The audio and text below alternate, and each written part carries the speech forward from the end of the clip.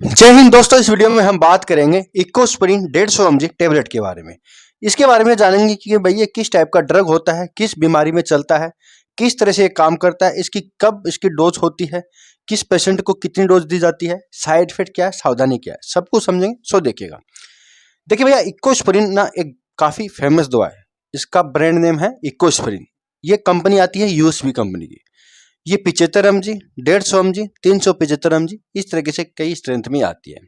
ये single salt भी आती है। इसके अंदर आता है एस्प्रिन। अभी 150 mg की बात कर रहे हैं तो 150 mg में एस्प्रिन है। इनके अलावा एस्प्रिन के साथ एटोरवेस्टिन वगैरह भी आ सकता है, जिसको कहते हैं AV75। इकोस्प्रिन AV75 उसके अंदर कॉम्बिनेशन में सोल्ट आते हैं। लेकिन इकोस्प्रिन 150 mg के अंदर प्लेन एस्प्रिन आता है 150 mg। अब ये एस्प्रिन क्या होता है, कब दिया जाता है, समझते हैं। काफी ज्यादा सस्ती आती है। 14 टेबलेट का एक पत्ता करीब करीब 10-11 रुपए के आसपास ही मिल जाएगा। अब देखिए, ये जो दवा होती है ना, ये ऐसा नहीं हर पेशेंट में चलती है। चलती तो है, ज्यादा इसका यूज भी होता है, लेकिन हर पेशेंट में नहीं चलती है। कम प्रॉब्लम ऐसी होती है जहां पर ये चलती है। लेकिन ये जब भी चलेगी जब डॉक्टर ही चलाएंगे, डॉक्टर प्रिस्क्राइब करेंगे, तो आपको सेल्फ यूज नहीं करना है। बस इस चीज का ध्यान रखना है।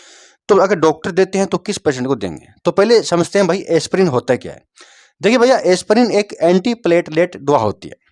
यानी ये प्लेट्स को आपस में जोड़ने से रोकती है। कई बार दोस्तों होता क्या है कि प्लेट, कुछ प्रॉब्लम ऐसी होती है जहां पर प्लेट बहुत ज्यादा जुड़ के ब्लड क्लॉट बना लेती है। ब्लड क्लॉट जो बनता है ना, वो ज्यादा नुकसानदायक होता है। ब्लड क्लॉट थोड़ा बहुत बन सकता है, लेकिन उस ब्लड क्लॉट के जुड़कर और ब्लड क्लॉट ना बन जाए, प्लेट से जुड़कर और प्लेट ना इकट्ठी हो जाए, उसको कहते हैं एंटी प्लेटलेट। यानी प्लेट्स को जोड़ने से रोकती है, खून के अंदर रक्त के थक्के को बनने से रोकती है। जो बन रहा है उसमें ये डिस्टर्बेंस नहीं करती है। बन चुके उसके ऊपर और ना बन जाए, वहां उसको रोकती है। अब ऐसा कहाँ कहाँ होता है, देखिए कई बार व्यक्ति को ना हार्ट अटैक आ जाता है। तो हार्ट अटैक कई कारण हो सकता है, उसमें सबसे मेन कारण होता है हार्ट की नसों के अंदर ब्लड क्लॉट बन जाता है और आगे खून नहीं जा पाता, जिसके कारण व्यक्ति को हार्ट अटैक आता है। तो वहां पर डॉक्टर तुरंत इसको टेबलेट को देंगे। ये क्या करेगी, वो जो बन चुका क्लॉट है ना, उसको रिमूव करेगी, खून को पतला करेगी। तो खून को थिनिंग करता है, ठीक है, एस्प्रिन। तो एस्प्रिन बेसिकली खून को पतला रखने का काम करता है, जिससे कि ब्लड क्लॉट नहीं बन पाता। अब कई बार क्या कि नसों में, जैसे कि पाँव की नसों में, हाथ की नसों के अंदर भी ब्लड क्लॉट बन जाता है। अरे वो ब्लड क्लॉट क्या करता है, फिर वो खून के द्वारा ना हार्ट के अंदर भी चला जाता है, लंग्स के अंदर भी चला जाता है, ब्रेन के अंदर भी जा सकता है। कई बार बीपी बढ़ने से भी ब्लड क्लॉट ब्रेन के अंदर बन जाता है, जिसको कहते हैं स्ट्रोक आना, लकवा आना। तो वहां पर भी ये काम करती है। लकवे की प्रॉब्लम में, स्ट्रोक की प्रॉब्लम भी चलती है। इनके अलावा दोस्तों प्रेगनेंसी के अंदर भी महिलाओं में चलाई जाती है। कई बार प्रेगनेंसी के अंदर महिलाओं की दिक्कत हो जाती है, पाँव में सूजन वगैरह आ जाता है, वहां पर उसको भी कम करने का काम करती है।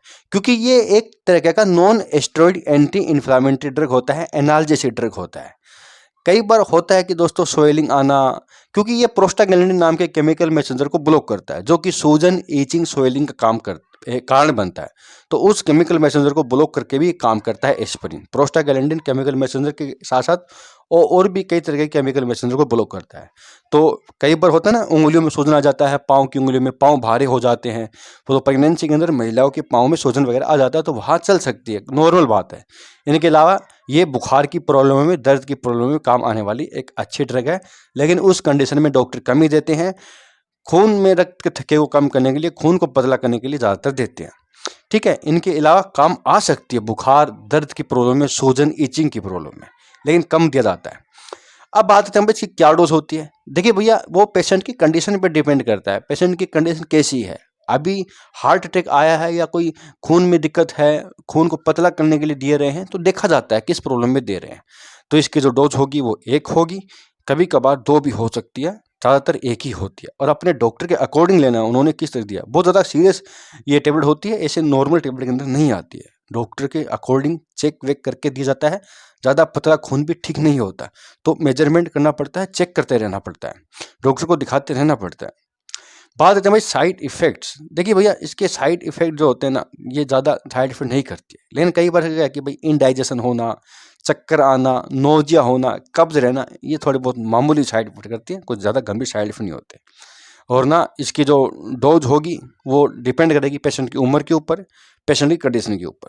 तो ये ज़्यादातर बड़े लोगों में चलती है, तो बच्चों से दूर रखिएगा, आसपास ना हो। तो दोस्तों सब कुछ था इकोस्प्रिन 150 mg टेबलेट के बारे में। बहुत बहुत धन्यवाद।